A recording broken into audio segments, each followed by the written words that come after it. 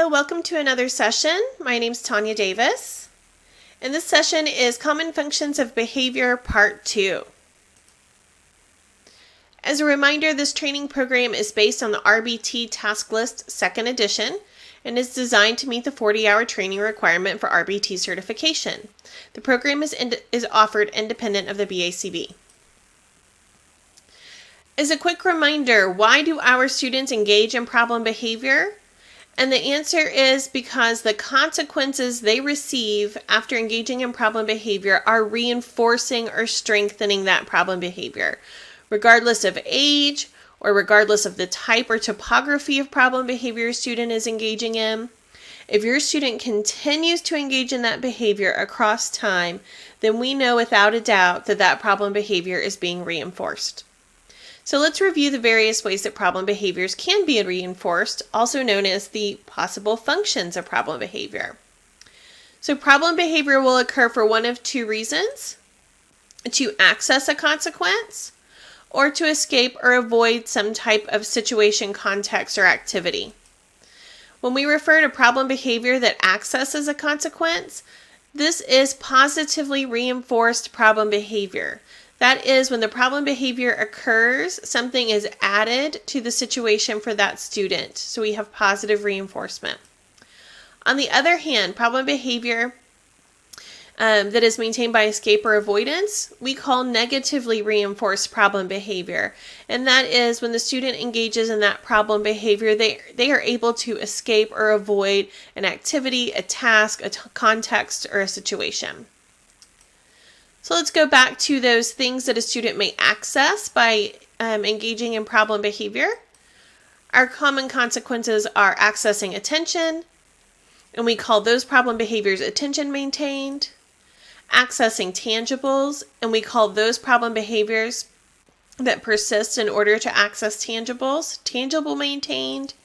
And then we have sensory stimulation, and problem behaviors that are maintained by access to sensory stimulation we call automatically maintained. And as a quick reminder, automatically maintained simply means that the behavior itself is reinforcing. So there does not need to be another person, like a teacher, involved in delivering the desired consequence. The behavior itself provides a desirable consequence. And if we go to the other side of the chart, we have our escape or avoidance problem behaviors. We frequently see students engaging in problem behaviors to escape some type of work. This could be academic work. This could be more like daily living or vocational type tasks. So it doesn't have to just be an academic task. We call those behaviors escape maintained. And then we also have on the other side our sensory stimulation. And you notice that we have those on both sides. Sensory stimulation we also call automatically maintained if the student is engaging in that behavior to escape or avoid sensory stimulation. And again, as a reminder, automatically maintained behaviors are simply those in which the behavior itself serves as the reinforcer. And automatically maintained behaviors may involve a behavior where the behavior produces a consequence. So we have that positively reinforced automatically maintained behavior, or we have a behavior that escapes or avoids a consequence. And the most common example of escape maintained an automatically maintained problem behavior that falls in this escape or avoid is scratching an itch, rubbing your head when you have a headache, grabbing at, say, a bee sting, something painful. We do those, in the behavior themselves, the rubbing of the temples, the grabbing of the pain, automatically avoids or escapes that pain. And so the behavior itself is reinforcing.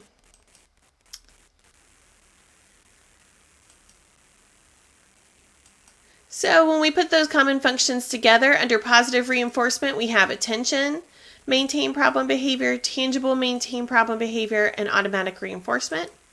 And under negative reinforcement, we have escape maintain problem behavior, and we also have automatic reinforcement. So in this presentation, we're going to focus on escape maintain problem behavior and the two different types of automatic reinforcement. And I want to say here that As a practitioner, I try not to make a determination if automatic reinforcement, if a particular student engages in problem behavior that is automatically reinforced.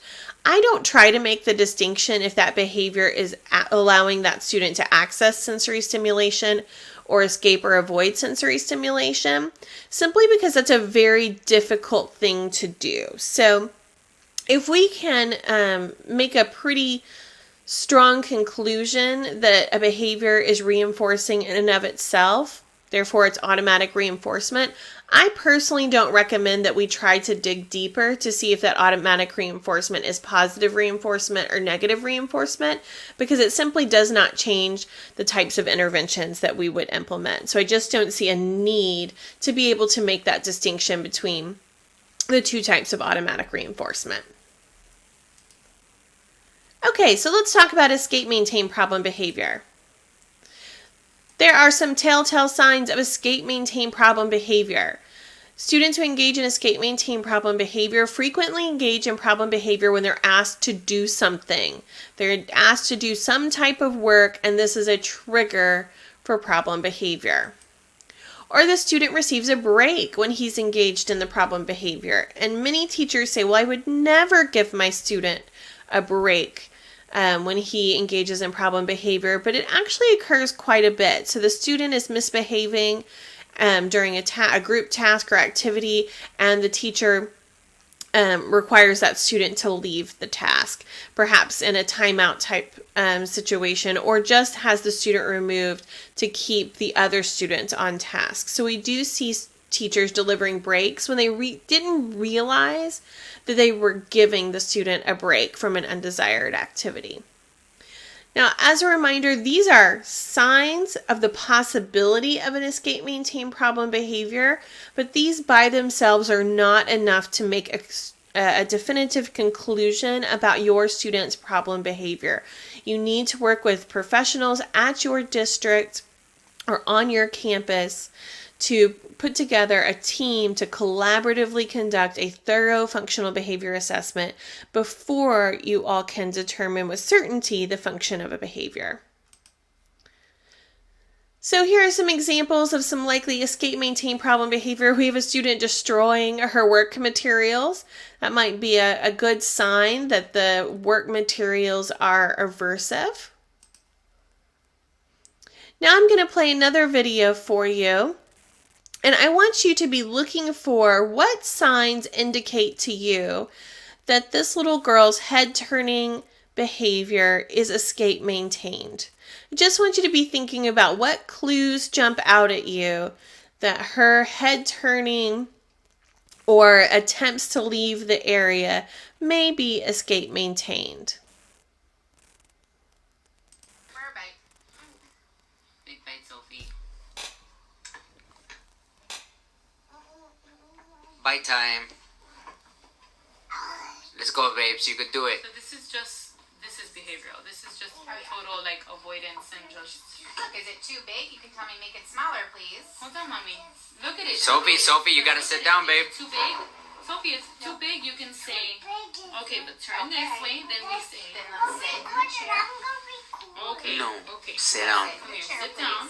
Sophie, We say, sit down.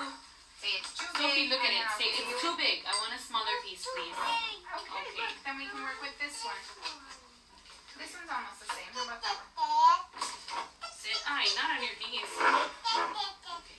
Ready? Okay, look, it's a smaller Look, it's a one. small one. It's so And I'll give tiny. you It's so more tiny. puzzle Look. pieces. Singing. Singing is also what we do to avoid. We'll start just randomly singing. Okay, but it's Sophie, come on. You gotta sit down. You gotta have it. time to You turn around. can finish. Okay, as you watch that video, you may have seen a few signs that indicate that Sophie's problem behavior of turning around, moving her head, is escape maintained. Some of those signs are the behavior occurs immediately when presented with a task, specifically a task to take a bite. Also, you notice when she turns her head or moves away from the table, she gets to escape that bite. She gets to delay, at the very least, taking a bite. So those are some signs that would just indicate to you the possibility that her problem behaviors are maintained by escape. Let's take a look at another video and see if you can see some signs that indicate whining and crying is maintained by escape in this video.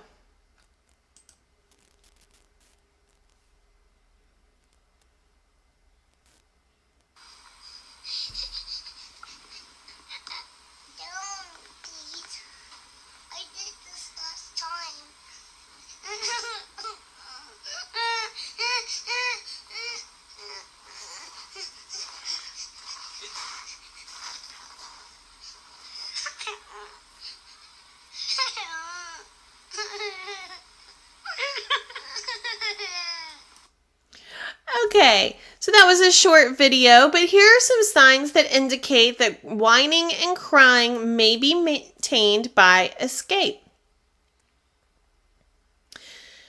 First, we see that he asked to escape. He actually said, "Down, please." And that response, or that behavior, got no response from the parent. So he is asking to escape from the swings, and he does not get an escape. The next response he engages in is the whining and crying. That indicates to us that he is engaging in the whining and crying to escape the swings. He tried to request, and the request went ignored. When that request went ignored, he sort of upped the ante and started engaging in some problem behavior. So that indicates to us that he was using that problem behavior to get the need met that was not met by the request to escape the swings. I really like this video as an example too, because as teachers, we tend to think of students escaping work tasks. And while that happens a lot, students also engage in problem behaviors to escape things that you may think they would not want to escape, like the swings. Perhaps this little boy enjoyed the swings for a certain period of time, but after a point in time, he was ready to escape or leave the swings. And so when we talk about escape, I want you guys to really broaden your perspective, not thinking just about escaping work, but other contexts or situations that a student may want to escape. Okay, and let's take a look at an ABC chart that might indicate to us an escape maintained problem behavior. So we have Claire, who was observed by Davis. Davis observed Claire in her special education classroom during small group instruction at the U-shaped table. And the target behavior that we were observing is throwing objects, and that was defined as Claire launches an item at least 6 inches from her body in a non-functional manner. For example, if she were playing ball or playing catch with a ball, then throwing a ball would not be considered throwing objects because that's a functional use of that item. And we have some abbreviations here. So let's look at 10 a.m. The teacher asked the students to get their workbook. Claire throws a pencil to the ground, and the teacher says, "Claire, turn your chair, and you can rejoin us when you're ready." At 10:10, the teacher instructs Claire to return the group. The teacher asks the students to identify the day. Claire throws the workbook to the teacher. The teacher says, "Claire, please keep your hands to yourself. You now lose your turn." At 10:13, the teacher is asking the students one by one to point to the days on the calendar. Claire throws a water bottle at another student. The teacher asks the paraprofessionals to take Claire to sit at her desk alone to cool off. And the next day at 10:05, the teacher asks the students to come to the table. Claire throws a book across the room, and the teacher tells Claire she cannot join the group if she cannot be safe. The next day at 10 o'clock, the teachers ask the students to come to the table. Claire throws a pencil to the ground. The teacher and the paraprofessionals do not respond. I actually indicated, did they notice? I wasn't sure as an observer if they noticed. At 10:02, so immediately after the consequence of teacher and paraprofessional not responding, Claire picks up a pencil and throws it again. The students, the teacher, and the paraprofessionals do not respond. Again, it appears that no one noticed. So immediately after, Claire picks up a pencil and throws it again, this time in the direction of the teacher. And the teacher asks the paraprofessional to sit with Claire because she cannot come to group today. So let's look at some patterns here. In the antecedent column, we see several patterns, particularly in these first 4 entries, that the behavior occurs just after the teacher asks Claire or a group of students, including Claire, to engage in a task. So getting out your workbook, identifying the day of the week, pointing to the calendar, coming to the table. All of these work requests serve as antecedents to problem behavior. If we look in the consequence side, we see that Claire gets escape from these tasks when she engages in problem behavior. The teacher will tell her to turn her chair away. We'll send her back to her desk to cool off.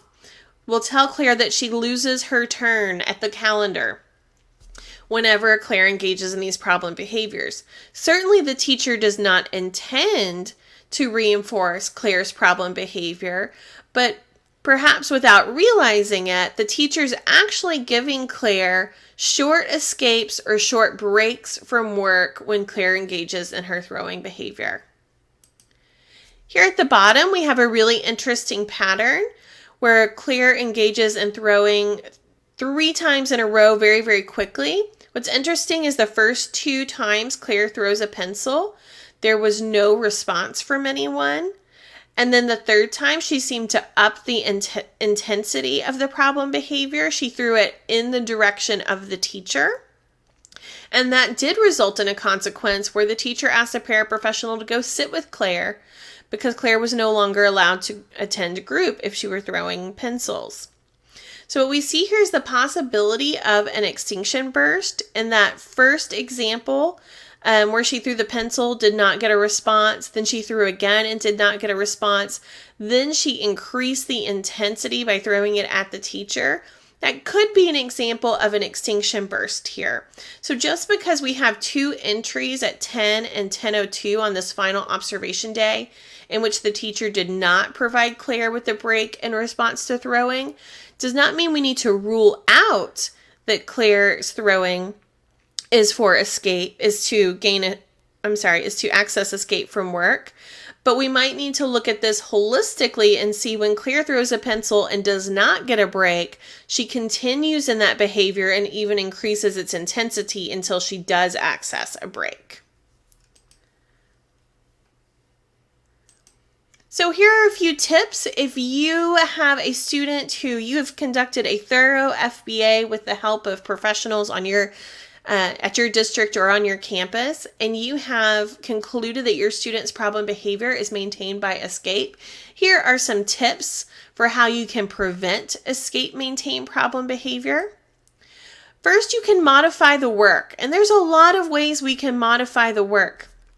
So when I say modify the work, I mean let's modify the task, the activity, the work that is serving as an antecedent or a trigger to escape maintain problem behavior. And we can modify the duration. We simply ask students to work for a shorter duration of time. Modify the difficulty. Perhaps the work is too hard, and if we made the work easier, the student would not be so motivated to escape it. Perhaps change the time of day you ask that student to engage in that task. If they arrive to school happy, they're just morning people, then put the work at during the morning time. If they arrive to school and they are not a morning person, they're grumpy and their day improves across as it gets closer to the afternoon, then let's put their work in the afternoon. So let's try to schedule times that will reduce the aversiveness of that task. And perhaps changing the materials. If your student does not prefer writing in pencil, let them write in marker or let them write in crayon. We can simply change materials to make work less aversive. All of these suggestions are to make the work a little less aversive so the student will be a little less motivated to escape it. And then we also want to think about reinforcement for completion. So when we have students engaging in escape maintain problem behavior, they are telling us that I don't like this work and I don't want to do it.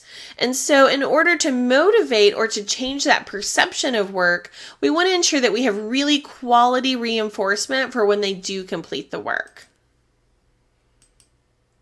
And a few more antecedent tips. Be sure that you're delivering really quality instruction. So perhaps the student simply does not know how to do that task correctly. So go back and use your discrete trial teaching skills or your naturalistic instruction skills to be sure that the student has quality instruction on how to complete that task. Deliver choices. If you can deliver choices to the student about where to complete the task, how to complete the task, who to complete the task with, what materials to use to complete the task, we find that that makes particular work tasks slightly less aversive. And if they're less aversive, the student's less likely to engage in those escape, maintain problem behaviors to avoid or escape it. And then finally, teach communication. Students deserve the opportunity to request breaks. As neurotypical adults, we all get to communicate when we've had just a little too much of something and we need a break. And our students deserve that same opportunity as well. So if you have a student who is unable to communicate the need for a break from a task, be sure that you prioritize that as an IEP goal for them. On the consequence tips, first, be sure that you respond to that communication. So we saw that second video where the student first requested to get down from the swings, and when no one responded, then he began engaging in problem behavior. And we see that pattern very common amongst our students. So when they do ask for a break, let's respond to that. Let's honor those requests so that the student doesn't need to engage in escape, maintain problem behavior in order to access breaks. And be sure you do not use any form of timeout. And when I say timeout, I don't necessarily mean sitting a student in a corner, but timeout from an activity altogether. So we saw in our ABC chart when Claire engaged in problem behavior, she was given time out from the task. She was asked to go back to her desk or turn her chair around or sit with a paraprofessional until she could cool off. We don't want to use those timeouts because we're essentially giving the student what they want. If the student's throwing a pencil because they don't want to do their work, and the teacher responds by saying, scoot back and don't do your work right now, then we're giving them exactly what they wanted. We're reinforcing that problem behavior. So be sure you're not using any form of timeout or break in response to escape, maintain problem behavior. And the opposite of that means you keep your demands in place. So if you've asked a student to do something, they engage in problem behavior, be sure that they don't get out of that task or that demand or that instruction as a consequence of problem behavior. So if we go back to the first video of Sophie, we need to ensure that if Sophie turns her head or walks away from the table, she still is required to take that bite. She needs to learn that all of those problem behaviors will no longer result in the desired consequence of avoiding those bites.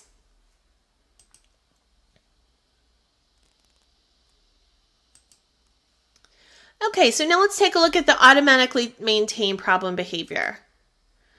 And again, those are at the bottom of our chart. It could be, and it is thought to be the behavior itself either accesses or escapes sensory stimulation. So let's talk about some telltale signs that a problem behavior is automatically maintained. First, the student engages in that problem behavior when no one is around. So essentially, if no one is around, that means no one can give the student attention, no one can give the student a tangible, and no one has asked the student to engage in a task that the student may want to escape or avoid. So if the problem behavior persists when no one's around, that indicates that the student is not attempting to get a consequence delivered by another person, like attention, tangibles, or break. The student engages in the problem behavior across a variety of contexts.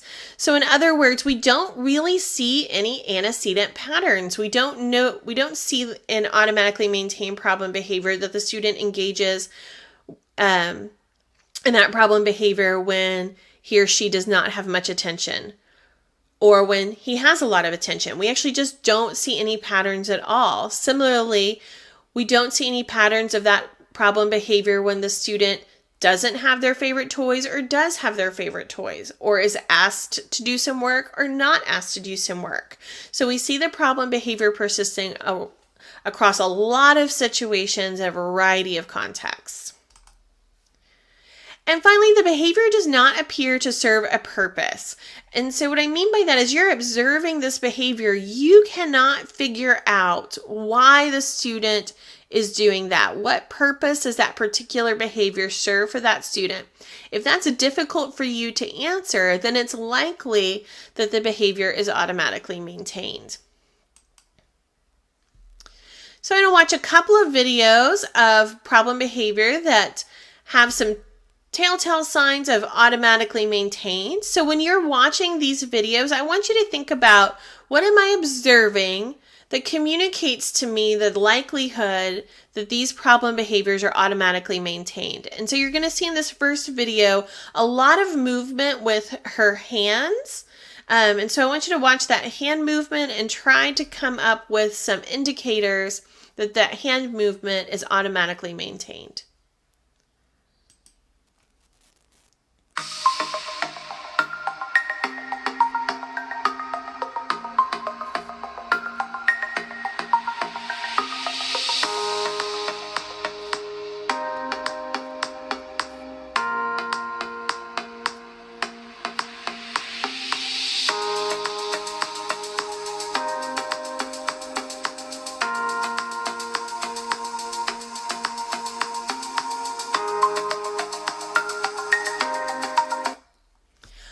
Okay, so that was a very quick video, but here's some things that I see that indicate the possibility that this hand movement behavior is automatically maintained.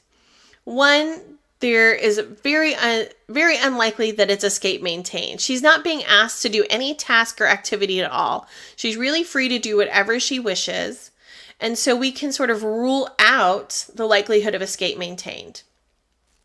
Tangible. She seems to have free access to quite a few things around her. There's actually a video game controller just to her right. She seems to have free access to anything on the counter. So there's no obvious indicator that there's a tangible maintained problem behavior. And then attention. There could be some indicators that she's engaging in this problem behavior to get attention and that we don't see anyone attending to her at first. But what we also don't see is anyone in the camera shot that could attend to her. So if she were engaging in these hand movements to get attention, she would only do those hand movements when someone was there to attend to her. So because no one's there to deliver attention or deliver a tangible, then it seems highly unlikely that those are the reasons she's engaging in the hand movements. What we also see is the hand movements don't seem to serve any purpose. As an outside observer, it's very difficult to tell what what purpose that behavior serves. She's not seeming to access or escape anything that we can see.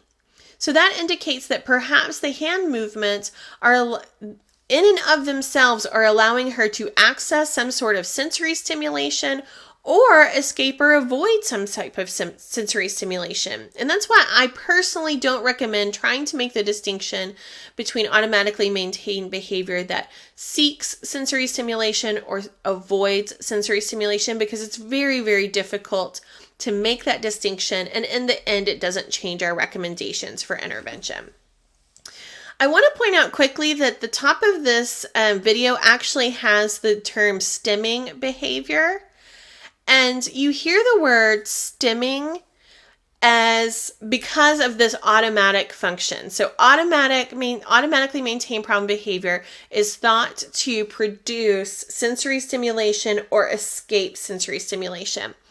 I recommend that you not use the word stimming and you replace that with automatically maintained problem behavior. It's a much more professional way of describing the behavior. And also, we should not refer to a behavior as stemming or seeking stimulation until we've completed a thorough functional behavior assessment. So my experience is as people observe behaviors, refer to them as self-stimulatory or stimming for short, and have not conducted an FBA to really determine for sure that those behaviors are in fact automatically maintained. So that's just a little bit of my soapbox as we talk about automatically maintained problem behavior.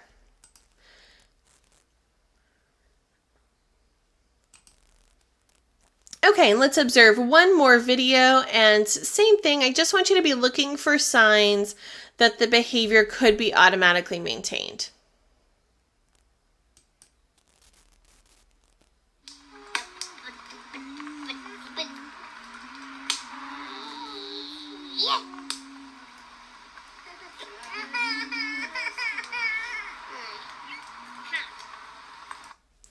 Okay, I forgot to tell you what behavior to look for, and the behavior again was hand movements, and we see the same types of indicators as we saw before. There was no real indicator that he was trying to get attention because no one was there to deliver attention. There was no indicator that he was trying to access tangibles because no one seemed to be there with tangibles to deliver, and it does not seem that he was trying to escape any type of task because no task was placed on him. Instead, we see behavior that does not appear to serve an obvious purpose. Therefore, that is an indicator that the likelihood that his hand movements are automatically maintained. And before we move on, I do want to say one additional thing is I have presented you with a couple of examples of some hand movement behavior. And some of you may say, this really isn't problematic. And that could absolutely be the case. So many behaviors that we see among our students with autism that are automatically maintained, some people may consider them problematic and others may not. And this hand flapping behavior is a really good example of that. So if you're working with a student whose family is supportive of the child being able to engage in that hand flapping behavior whenever they so choose, then this would not be a problem behavior to target because the family doesn't find it problematic. However, you may be working with another child who engages in a similar topography of hand flapping, and his or her caregivers are really concerned and want to reduce that hand flapping because they find hand flapping to get in the way of other adaptive skills. And that might be a time that you want to target it. But I just wanted to point out that some topographies of behavior, some families will find to be perfectly acceptable, and other families will want to reduce. So be sure that we don't, as teachers, make a judgment call about what behaviors are problematic and need to be reduced without the input of their caregivers. Okay, and let's look at an ABC chart of a behavior that is likely to be automatically maintained. So here we have Finn, and Finn's being observed by Miss Davis in the special education classroom on day 1, recess day 2, and in the inclusion classroom on day 3. And Miss Davis is observing small group work in day 1, playground play on day 2, and individual work on day 3. And the operational definition of object spinning is spinning an object in a non-functional manner. And we have some abbreviations to help us out. So day 1 at 8:15, all the students are waiting in line for the bathroom, and Finn spins a pencil on the floor. There's no obvious response from the teacher or paraprofessional. At 8:45, Finn's in a small group. The teacher's helping another student, and Finn spins the top to his water bottle. There's no obvious response from anyone. At 2 o'clock on day 2, most of the students are playing on the playground. Finn spins a swing. There's no obvious response from anyone. At 2:13, most of the other students are playing on the playground, and Finn spins a flat rocks on the sidewalk. And there's no obvious response. And at 2:15, while most of the students are still playing on the playground, Finn finds a toy truck, turns it over, and rapidly spins its wheels. The teacher comes over and models how to play with the truck appropriately for Finn. On day 3 at 11, all the students are working quietly at their desk in the inclusion classroom, and Finn spins a top to his water bottle on his desk. There's no obvious response from anyone. 11:24, The teacher tells the students to place the work on the bin on her desk. And Finn walks to the teacher's desk and spins the teacher's plastic apple. The teacher redirects Finn to stop and go back to his seat. So what we see here is in our antecedent column, we don't really see consistent patterns. Sometimes Finn's alone, sometimes he's with other people, sometimes he's asked to do some things, sometimes he's not. So we really see the absence of a pattern. Similar with the consequence, a lot of times there are no responses at all. Finn seems to continue to persist in the spinning behavior when nobody delivers a consequence, either allowing him access to something or allowing him to escape or avoid something. We just don't see that at all. So those lacks of patterns indicate for us the possibility that object spinning is automatically maintained.